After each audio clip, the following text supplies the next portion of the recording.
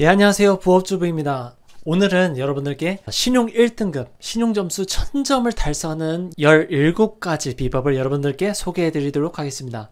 저는 진짜 이 주제에 대해서 할 말이 진짜 많습니다. 자, 일단 신용등급을 확인할 수 있는 곳은 이제 크게 두 군데가 있잖아요. 첫 번째는 나이스 지킴이, 두 번째는 이제 올크레딧, 이렇게 두 개가 있는데요. 올크레딧 같은 경우는 토스 어플이나 카카오뱅크 어플로도 우리가 무료로 매번 확인할 수 있고요. 이걸 뭐 계속 조회한다고 해서 신용 점수가 떨어지거나 하지 않으니 정말 유용하죠. 근데 나이스 지킴이 같은 경우는 이제 전국민 무료 신용 조회라고 해서 4달에 한 번씩만 이제 무료로 조회할 수 있는데, 저 같은 경우는 정말 신용 점수를 올리고 싶어서 전 따로 2만원짜리를 결제해서 매번 모니터링을 하고 있습니다. 여기서 잠깐, 제가 이 영상을 찍은 시점이 2주 전인데요. 그동안 자료 조사를 계속 하다 보니까 나이스 지킴이 신용 점수도 무료로 확인할 수 있는 앱이 있더라고요. 그것은 바로 SBI 저축은행의 사이다뱅크 어플입니다. 이 앱을 다운받으시고 회원 가입을 한 후 계좌 개설까지 하게 되면은 여러분들께서 나이스 지킴이 신용 등급, 신용 점수를 무료로 확인할 수 있게 됩니다. 자, 그럼 다음으로 계속 이어가도록 하겠습니다. 저 같은 경우는 과거에 올크레딧 신용 점수 8등급, 그리고 나이스 지킴이 7등급이었던 걸로 제가 기억을 해요. 예전 이제 신용 등급. 그래서 저는 이걸 너무 올리고 싶었거든요. 그래서 그 결과 제가 인증을 드리겠습니다. 일단 현재 기준 올크레딧 토스 어플로 보면은 4.1% 983점. 지금 잘 안 보이네요. 근데 이게 제가 불과 한 두세 달 전은 최고 점수 1000점을 찍었습니다. 왜 이게 조금 떨어졌냐면은 제가 좀 지출을 많이 할 수밖에 없었던 상황이었거든요. 자, 그래서 조금 이제 좀 떨어진 거고, 그리고 나이스 지킴이는 아쉽게 아직 이거는 881점 2등급 상위 20%인데요. 이 비밀은 아직 제가 좀 푸는 중이라 나중에 나이스 지킴이도 신용점수 1000점 1등급을 목표로 하고 있으니까요. 나중에 나이스 지킴이 공략법도 알려드리도록 하겠습니다. 저는 오늘 주로 소개해드릴 거는 올크레딧 작살내기, 바로 이제 KCB 신용등급 1등급 1000점 달성하기 17가지 이제 비법을 설명드리도록 하겠습니다. 참고로 방금 이제 나이스 지킴이나 올크레딧 신용점수 차이가 좀 났던 거는 두 기관이 이제 평가 기준이랑 평가 가중치가 조금씩 차이가 있어요. 자, 그러면은 저는 이제 첫 번째로는 약간 원론적인 이야기를 먼저 드리고요.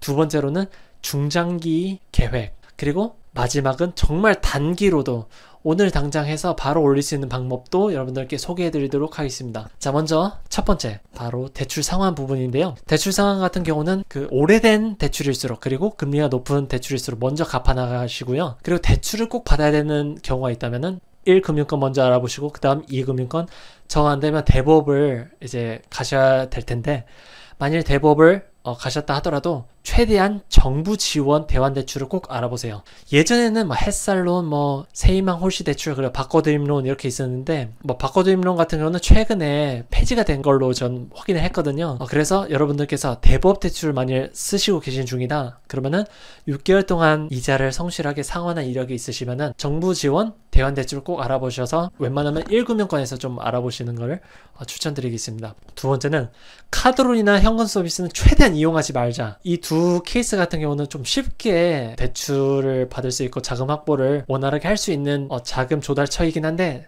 웬만하면 이 두 개는 이용하지 않기를 권장합니다. 신용등급과 신용점수 하락의 원인인 중에 하나이거든요. 그리고 세 번째는 소액이라도 연체하지 말자. 단돈 10,000원이라도 연체를 하게 되면 기록이 짧게는 3년, 길게는 5년까지 이게 계속 이어지더라고요. 네, 그리고 네 번째, 바로 주거래은행 한 군데로 집중시키자 합니다.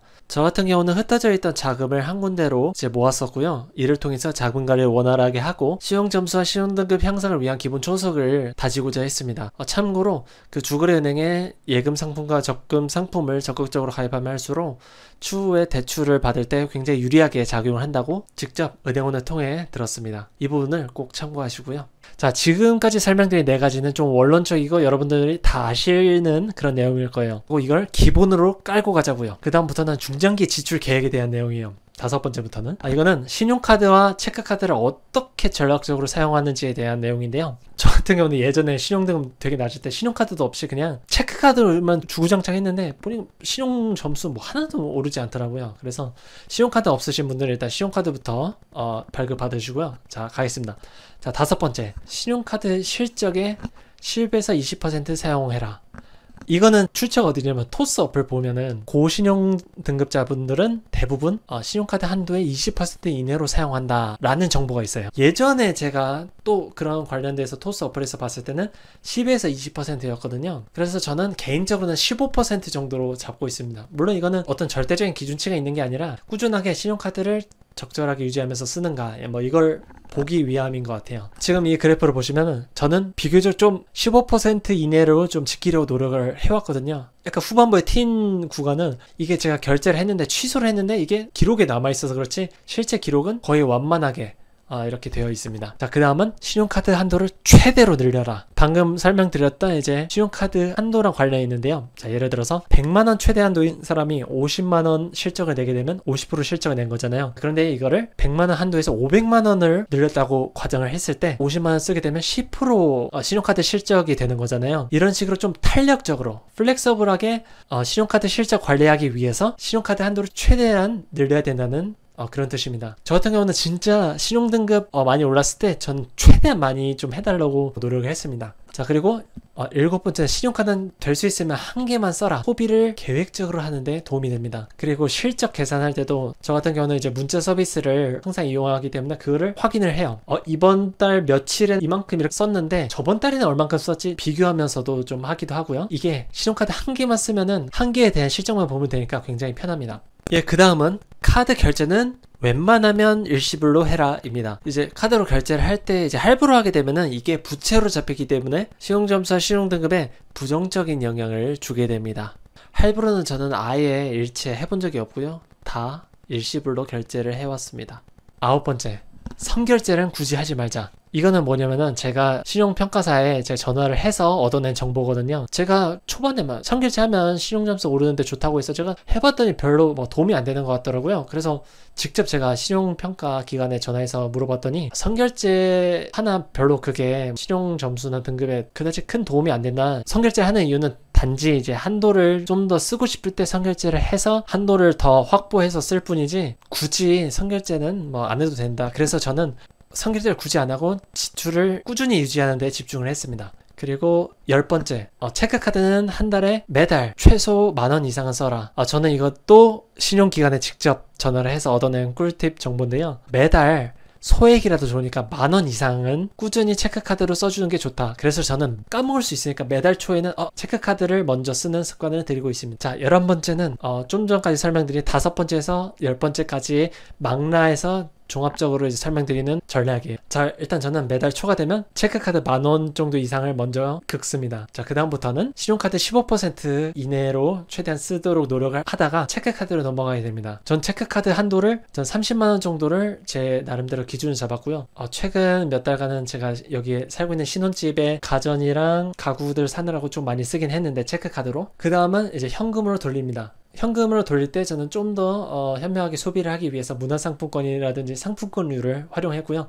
이 영상을 보시면은 상품권을 좀 싸게 사는 비법이 담겨 있으니까 한번 보시기 바라겠습니다. 그리고 저는 데이터를 한번 보여드릴게요. 제가 좀 알아보고 싶었던 건 신용카드가 조금 올랐을 때 아니면 좀 내려갔을 때 이게 신용점수 얼마나 변하는지 추이를 좀 보고 싶었는데 이게 좀 랜덤하더라고요. 신용카드 전월 대비 실적이 좀 높았을 때도 낮았을 때도 이게 등급이 그대로일 때도 있고 낮아질 때도 있고 올라갈 때도 있고 이게 좀 랜덤이었거든요.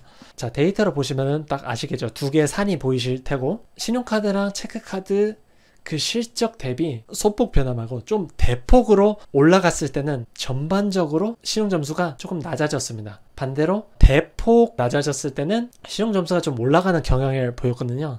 뭐 데이터는 이렇게 나왔지만 그냥 여러분들께서 어떻게 생각하시면 되냐면 그 전월에 좀 많이 사용하셨다 싶으시면 최대한 좀 절약하셔서 최대한 실적을 좀 낮추시면 신용점수가 좀 올라가시게 되실 거예요. 근데 여기의 핵심은 아마 제 그래프를 보시면 아시겠지만 최대한 저는 유지를 좀 하려고 노력을 했어요. 많이. 이 와중에 증폭이니까 이 레퍼런스, 이 기준점을 여러분들께서 잘 설정하시기를 저는 권장드립니다. 자, 그리고 12번째 토스 어플로 매일매일 확인하세요. 올크레딧 같은 경우는 무료로 볼 수 있으니까 저는 병적으로 좀 집착을 했어요. 매달 15일, 16일, 17일만 되면 매달 계속 이제 보고 분석을 하려고 했고, 제 나름대로의 소비 성향이라든지 그에 따라 이제 신용등급 이제 증폭 이제 확인을 하기도 했고요. 토스 어플로 매번 이제 확인을 하면은 자신의 신용점수와 신용등급을 관리를 잘 하시게 되실 거예요. 자, 지금까지 설명드린 건 중장기적인 계획이었고요. 지금부터는 진짜 꿀팁인데, 단기적으로 여러분들 신용점수 올리는 아주 꿀팁입니다. 올크레딧에서 이제 K스코어라고 있는데, 여기서 공략법 설명드리도록 하겠습니다. 그 중에 13번째 K스코어 정보 등록하시면, 이거는 뭐 다들 많이 아시는 소득증명이나 건강보험 그리고 국민연금을 꾸준히 납부한 내역을 어플을 통해서 토스 어플로도 나이스지킴이에서도 제출해도 돼요. 다 공유를 하고 있기 때문에 여러분들께서 이걸 내실 수 있다면 무조건 내셔서 꼭 신용점수 올리세요. 제가 이걸로 한 50점 가까이 이상 올라갔던 것 같아요. 한 번에. 은근히 사람들이 잘 몰라서 안 하시는 것 같아요. 자, 그 다음 14번째는 휴대폰 요금 그리고 공과금을 납부 실적을 제출하는 거예요. 휴대폰 요금 같은 경우도 이제 어플로도 아주 쉽게 제출할 수 있거든요. 그런데 저 같은 경우는 인터넷이랑 같이 결합 상품으로 되어 있기 때문에 이게 어플로 안 된 경우가 있었어요. 그런 경우에는 조금 귀찮더라도 통신사에 전화하셔가지고 휴대폰 요금 납부 실적을 이제 꼭 받으시고, 이제 그거를 출력하셔서 신분증 사본, 휴대폰 요금 내역서 그리고 신청서를 팩스로 신용평가 기관에 보내게 되면은 신용점수가 또 올라가시게 되실 거예요. 이게 제가 또 전화로 알아낸 정보인데, 이걸로 인해 최대로 받을 수 있는 점수가 3점인가 5점인가 그랬을 거예요. 자, 그 다음은 진짜 꿀팁이에요. 잘 모르세요, 이거는. K스코어에 들어가셔서 신용공부 탭을 보시면은 막 인간같이 되어 있는 게 있어요. 이수랑 퀴즈 이런 게 있는데요. 각 강을 이수를 영상을 다 보시고 퀴즈를 푸시면은 이게 각 문제에 대해서 4개 있잖아요. 각각 1점씩 올라서 4점이 신용점수가 오르게 됩니다. K스코어가 올라가서 올크레딧 점수가 올라가게 될 건데요. 이거 진짜 다들 모르세요. 그리고 4점이 그냥 뭐 무시하고 넘어가실 수도 있는데, 저는 4점 굉장히 중요합니다. 꼭 이거 활용하셔서 꼭 올리시길 바라실게요. 이 신용 공부 같은 경우는 그냥 넘기고 퀴즈도 대충 풀지 마시고 한번 보세요. 진짜 도움이 되는 정보도 굉장히 많아요. 그래서 여러분들 이거는 끝까지 한번 다 완강하시고 퀴즈도 성심성의껏 한번 풀어보세요. 자, 그 다음 이것도 진짜 모르시는 분들이 있어요. 바로 K스코어에서 설문조사를 이제 참여를 하는 건데요. 이거 같은 경우는 진짜 완전 꿀팁입니다. 1년에 한번 참여하실 수 있고요. 이 설문을 다 하고 나면은 약 한 10점 시험 점수가 올라가실 거예요. 이거는 그냥 조금만 시간 내서 하면 되니까 여러분들 꼭 하시길 바라겠습니다. 지금까지 4개 이제 K스코어에서 올릴 수 있는 전략을 제가 설명드렸고요. 17번째, 대망의 17번째는 제가 진짜 하고 싶었는데 이건 못했던 거예요. 이게 뭐냐면 대외 활동처럼 올크레딧 신용관리 체험단을 신청을 하시는 거예요. 저는 신용 3등급일 때 신청했는데 이게 안 됐더라고요. 그러니까 더 낮은 분들을 위한 자리 같은데, 이 같은 경우는 전문가의 코칭도 받으실 수 있고, 꾸준하게 신용 관리를 할 수 있게 플랜을 짜주고 좀 이렇게 해주는 것 같아요. 혹시나 혼자서 이런 습관을 좀 들이기 힘드신 분들을 위해서 좀 강제적으로 좀 할 수 있는 아주 좋은 활동인 것 같아요. 조금만 투자하면은 여러분들의 인생에 아주 좋은 팁을 얻어갈 수 있으니까요.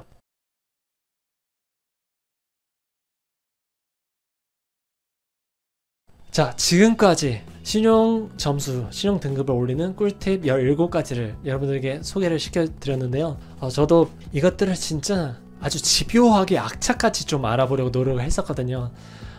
오늘 이 영상을 보신 분들께 좀 도움이 되셨으면 좋겠습니다.